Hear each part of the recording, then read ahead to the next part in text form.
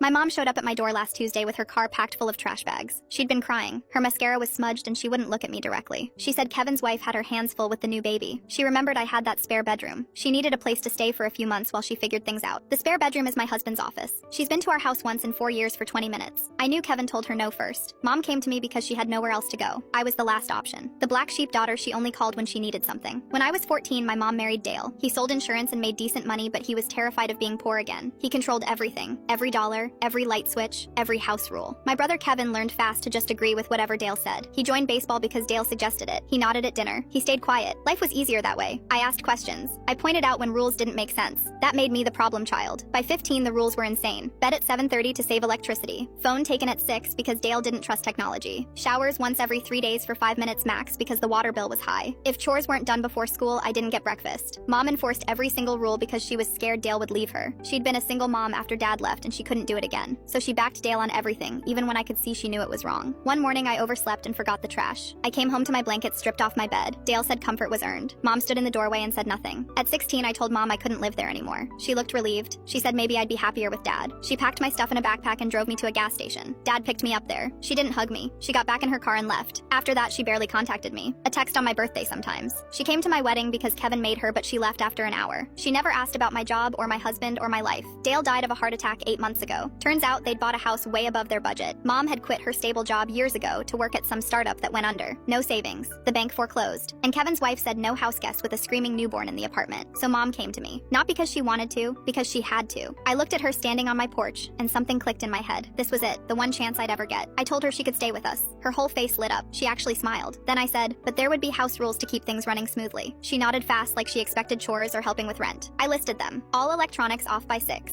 Bedtime at 7:30 sharp. 5-minute showers once every 3 days. Chores done the second she wakes up, or no meals that day. If we need something done, she drops everything immediately. She cooks 1 meal a day, and if I don't like it, she eats frozen dinners alone. I read all her texts and emails first. Her car becomes my car for errands. And if she complains even once, I call Kevin to get her from a gas station with whatever fits in one backpack. I said all of it calmly while looking right at her face. She stared at me, her mouth opened. Then she said I was being cruel, that those rules were completely unfair, that I couldn't be serious. I asked if she remembered the blankets, if she remembered that gas station where she dropped me off. Her face went white. She finally got it. She tried saying Dale made those rules and she was just trying to keep the marriage together, that she was different now, that she made mistakes but she needed help. I said Dale didn't drive me to that gas station. She did. Dale didn't watch me sleep on a bare mattress. She did. She chose him every single time over me. She started crying, real crying. She said she was desperate, that she had nowhere to go, that I was her daughter. I told her the offer stood, those exact rules or she could leave. She grabbed her purse. She walked to her car without saying another word. She sat there for 2 minutes staring at the steering wheel. Then she started the engine and drove away.